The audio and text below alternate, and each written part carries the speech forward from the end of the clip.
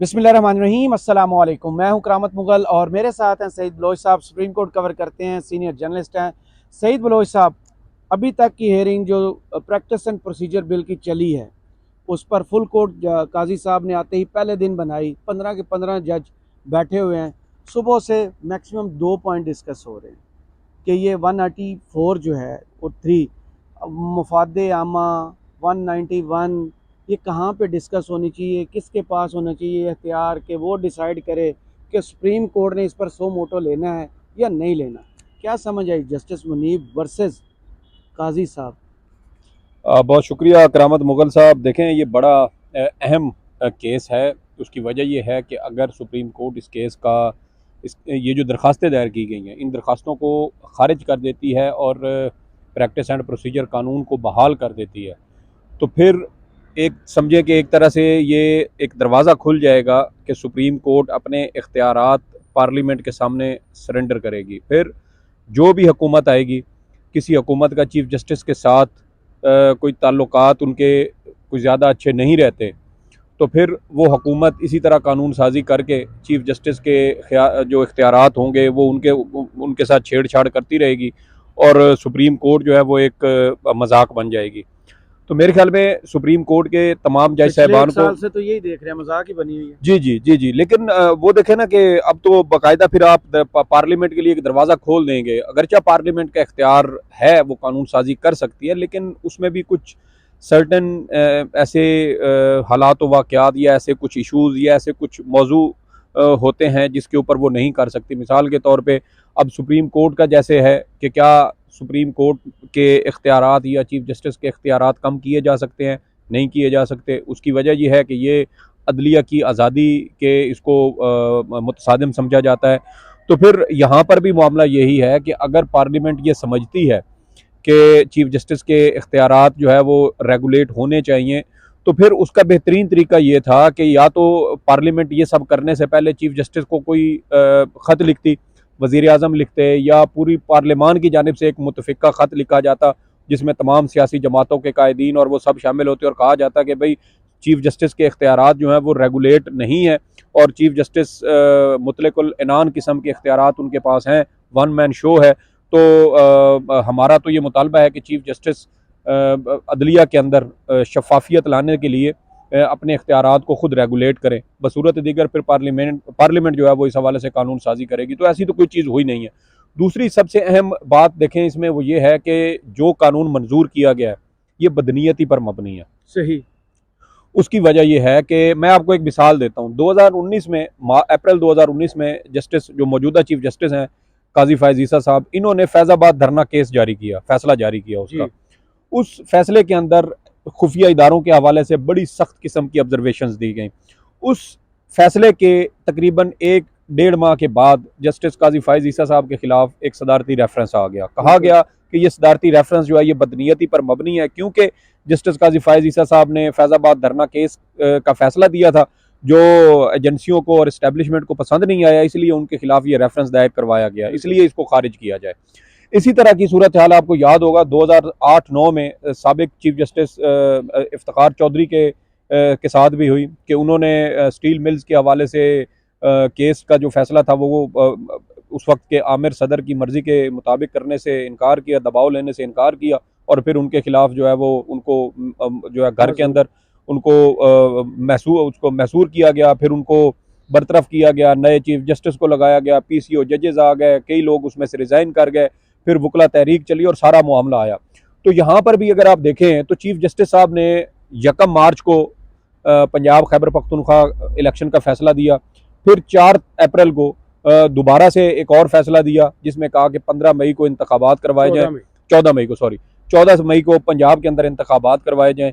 इन 2 फैसलों के बाद ये प्रैक्टिस एंड प्रोसीजर कानून का भी आया और उसके बाद आगे जून के महीने में, यानी क्या कहते हैं उसको, अप्रैल के महीने में ये आया, 10 अप्रैल को ये मंजूर किया गया, और उसके बाद आगे जून के महीने में जो था review of judgement and orders act आ गया, वो सुप्रीम कोर्ट ने कलअदम करार दे दिया।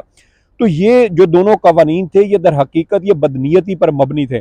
अगर आप इसको उसी तराजू के साथ, उसी फिल्टर के साथ इसको भी छानने की कोशिश करेंगे, उसी छाननी से जिससे आपने जस्टिस काजी फायज ईसा के खिलाफ सदारती रेफरेंस की जो है वो उसको फिल्टर आउट किया था, तो फिर ये दोनों कवानीन बदनीयती पर मबनी ही नजर आएंगे। उसकी वजह यह थी कि चीफ जस्टिस आइन और कानून की बालादस्ती के लिए फैसले दे रहे थे।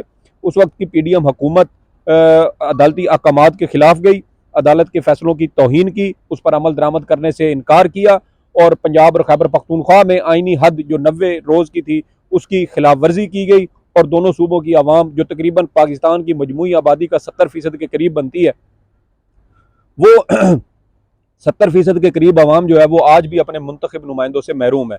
तो ये दोनों कवानीन तो हैं ही बदनीयती पर मबनी, और मेरे ख्याल में बड़ी हैरत की बात है मुझे कि अभी तक किसी वकील की जानिब से, जो दरखास्त गुजार है उनकी जानिब से, अभी तक ये नुक्ता नहीं उठाया गया कि ये कवानीन तो दर हकीकत चीफ जस्टिस के इख्तियारात को बदनीयती की सोच के साथ ये काउंटर करने के लिए बनाए गए हैं।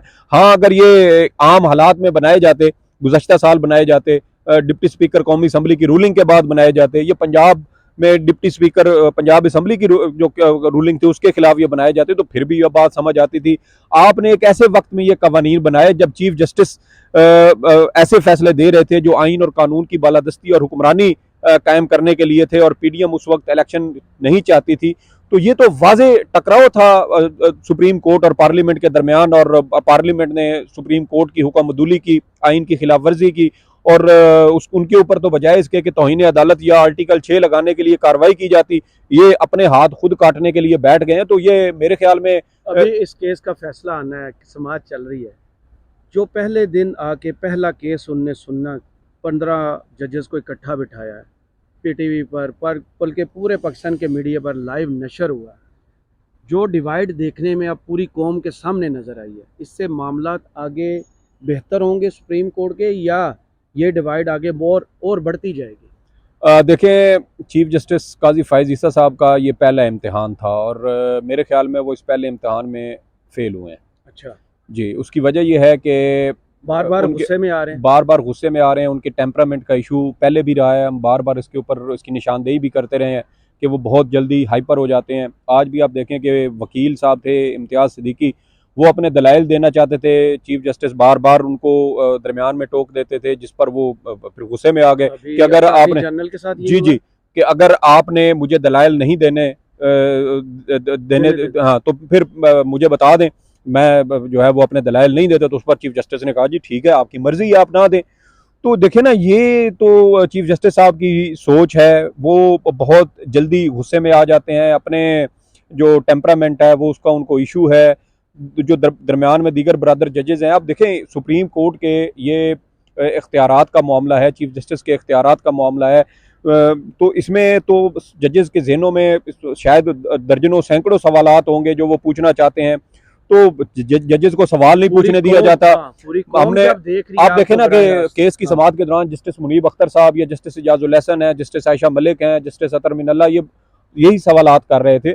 तो उसके ऊपर चीफ जस्टिस साहब बार बार कहते हैं जी कि आप आगे चलें, आगे चलें, आगे चलें, जो दलाइल वो देने चाहते हैं वो भी देने नहीं देते। जजेस के जवाब नहीं आ रहे थे, लेकिन उनके अपने सवाल का जवाब आ रहा जी जी ये भी जी जी। और एक बड़ा मतलब ये मैं ये समझता हूँ मेरी राय में कि शायद वो इस पहले जो उनका एक शो ऑफ था उसमें वो नाकाम हुए हैं। ये कार्रवाई पूरा पाकिस्तान देख रहा है, और इससे मेरे ख्याल में पूरे पाकिस्तान को अंदाज़ा हो गया होगा कि चीफ जस्टिस काजी फ़ाइज़ ईसा साहब उनका टेम्परामेंट का इशू है, और दीगर जजेस जो बड़े वैलिड किस्म के क्वेश्चन उठा रहे हैं। आप देखें ना, जस्टिस आयशा मलिक वो पहली जज थी जिन्होंने पहला ये सवाल उठाया कि इस कानून प्रैक्टिस एंड प्रोसीजर कानून का जो सेक्शन 5 है उसमें तो अपील का हक दिया गया है। अब अपील के हक में आप आएंगे तो सुप्रीम कोर्ट पहले ही review of judgements and orders act को कलअदम करार दे चुकी है, इसी वजह से कि जब आइन के अंदर नजर सानी का लफ्ज है, अपील का लफ्ज ही नहीं है, तो फिर आप दोबारा अपील का हक कैसे दे रहे हैं? तो देखें ना, फिर ये वो चीज़ें हैं जो डिस्कस होंगी, इनके ऊपर सैर हासिल किस्म की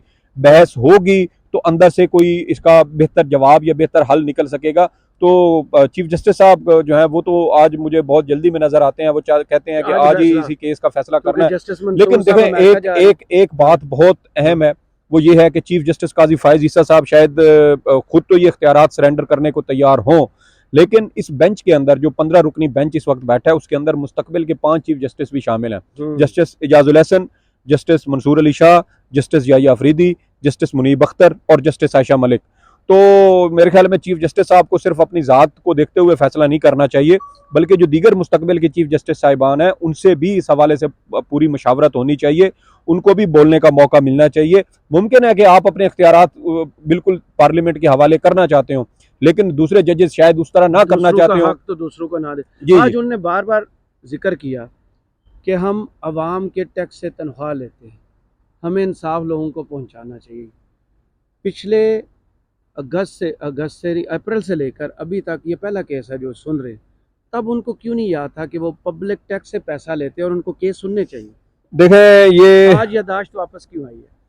देखें, आप देखें कि 14 अप्रैल से जस्टिस काजी फायज ईसा साहब जो हैं वो अपने मुकदमात नहीं सुन रहे हैं, चैम्बर वर्क कर रहे हैं। तनख्वाह ले रहे थे। जी जी, तनख्वाह ले रहे थे। अब 14 अप्रैल से लेके आज क्या तारीख ये है? बात 18 उन्होंने खुद कोर्ट में की। 18 सितंबर है आज वो प्रॉपर उन्होंने कोर्ट शुरू की है। तो ये 5 माह बनते हैं। 5 माह फिर वो आवाम का पैसा जो इन्होंने तकरीबन कोई 17-18 लाख रुपए फी माहाना तनख्वाह लिया है, पेट्रोल लिया होगा, यूटिलिटी बिल्स इंजॉय किए होंगे, दीगर मराहत ली होंगी, फिर वो भी वापस कर दें। अगर आज इनको देखें ना, फिर पैमाना तो एक ही रखा जाता है ना सर। पैमाना ये नहीं होता कि फिर आप कहें जी कि मेरे लिए मुझे जब चूंकि उस वक्त एक एतराज़ था चीफ जस्टिस के इख्तियारात के खिलाफ, तो इस वजह से मैं बेंच केस नहीं सुन रहा था। भाई, जब तक एक चीफ जस्टिस मौजूद था वो अपनी अथॉरिटी का इस्तेमाल कर रहे थे, उन्होंने आपने उसको फॉलो करना था। और फिर मजे की बात देखें ना कि जब मिलिट्री कोर्ट्स वाला केस बना, 9 रुकनी लार्जर बेंच बना, उस बेंच में ये आके बैठे हैं, इन्होंने चीफ जस्टिस की अथॉरिटी को तस्लीम भी किया। तस्लीम करने के बाद फिर उसको झुटला के कोर्ट रूम के अंदर सख्त बातें करके उठ के चले गए। तो ये तो कोई तरीका नहीं सर। देखें, फिर यही बात है कि आपने जो दूसरों के साथ किया है, तो फिर अब आपको खुद भी वो बर्दाश्त करने के लिए वो बर्दाश्त भी पैदा करनी पड़ेगी। चीफ जस्टिस उमर अता बंदयाल साहब के ऊपर मैंने खुद भी बड़ी तनकीद की है, और हमारी यही कोशिश होती थी कि गलती की हम तामीराती किस्म की तनकीद करें, तकरीबी तनकीद ना करें। तो हमने तनकीद भी की, जो उन्होंने अच्छे फैसले दिए हमने उसकी सताइश भी की। लेकिन देखना यह है कि क्या चीफ जस्टिस काजी फायज ईसा साहब उसी पाए के सब्र और तहम्मुल का मुजाहिरा कर पाएंगे? आज जो फैसला आएगा उससे लोगों को भी आइडिया हो जाएगा। उन्होंने हेयरिंग तो सुनी, फैसले से हट के आप देखें ना कि आज आपको भी अंदाजा हो गया होगा, बल्कि पूरी कौम ने क्या पूरी दुनिया ने देखा होगा, क्योंकि ये चीजें तो लाइव चल रही हैं, अब इंटरनेट पर भी मौजूद होंगी। पूरी दुनिया की अदालतें, अदलिया ने भी ये चीजें देखी होंगी कि साबिक चीफ जस्टिस उमर अता बंदयाल साहब फुल कोर्ट क्यों नहीं बुलाते थे और बैठते थे। छोड़ देते। आज समझ आ गई है क्या हुआ। काजी साहब ने खुद कहा कि सिर्फ आज इस फुल कोर्ट की वजह से शायद 150 से ज्यादा केसेस का इजाफा एक दिन में हो चुका होगा। तो वो भी तो यही रोते पिटते थे कि हम फुल कोर्ट नहीं बना सकते, उसकी वजह से सुप्रीम कोर्ट के दीगर केसेस जो हैं जी, तो वो दीगर केसेस मुतासिर होते हैं। तकरीबन 2-2.5 साल चीफ जस्टिस काजी फायज ईसा के खिलाफ जब सदारती रेफरेंस चल रहा था, उसकी समाअत होती रही थी। उस वक्त भी इसी तरीके से मुकदमात मुतासिर हो रहे थे। तो ये बात तो वो पहले ही करते आ रहे हैं। तो नहीं, यहाँ के मुतासिर होता है। देखें, मफाद आमा तो उसको तो हम कुछ नहीं कह सकते, लेकिन एक आम साइलिन के केसेस चले, साइलिन मफाद आमा ही है ना सर। जी जी। तो देखें ना, अब उन्होंने तो दो डेफिनेशंस की हैं। आप फर्ज कर मफाद आमा की टैक्स का मसला, अवाम का किसी क्राइम का मसला। तो अब आप देखें ना कि अगर 150 केसेस दायर होते और 150 का फैसला हो जाता तो 150 लोगों को तो इंसाफ मिल जाता ना। तो नहीं, उसके साथ लोग काफी सारे जुड़े होते हैं। तो यही चीजें हैं। बहरहाल जस्टिस काजी फायज ईसा के लिए बड़ा अहम दिन था, और मेरे ख्याल में तो वो पहले दिन नाकाम हुए हैं। अब देखना ये है कि वो दीगर जजेस के जो सवालात है वो उनको साथ लेके चलते हैं या नहीं, ख़ास तौर पे जो मुस्तकबिल के चीफ जस्टिस साहिबान हैं वो उनको साथ लेके चलते हैं या नहीं। तो ये बड़ी एक अहम एक उनके लिए मोड़ है कि वो इसके ऊपर क्या फ़ैसला लेते हैं। और मेरे ख्याल में अगर आपने एक बार पार्लियामेंट के लिए दरवाज़ा खोल दिया तो फिर ये दरवाज़ा बंद करना मुश्किल हो जाएगा। बेहतर यही है कि सुप्रीम कोर्ट अपने इंटरनल रूल्स खुद बनाए, और पार्लियामेंट की एक इख्तियार ज़रूर है, बिल्कुल है कि वो कानून साजी कर सकती है, लेकिन इस तरह के जो हसास किस्म के मौज़ूआत हैं उसके ऊपर पार्लियामेंट को भी थोड़ा तहम्मुल का मुजाहरा करना चाहिए। ये नहीं होना चाहिए कि आपके खिलाफ अगर 2 केसेस के फैसले आए हैं तो आप चीफ जस्टिस के इख्तियारात को ही काउंटर करने लग जाएं। और अफसोस की बात यह है कि अभी तक किसी वकील ने इस नुक्ते को नहीं उठाया कि ये दोनों कवानीन ही बदनीयती पर मबनी थे, जो पंजाब और खैबर पख्तूनख्वा इंतखाबात केस का फैसला आने के बाद जारी किया गया। सही, चलें, बहुत शुक्रिया सईद बलोच साहब आपके तज़किया का। कमेंट्स बॉक्स में ज़रूर बताइएगा ये वीडियो आपको कैसी लगी। इजाज़त दीजिए, अल्लाह हाफ़िज़।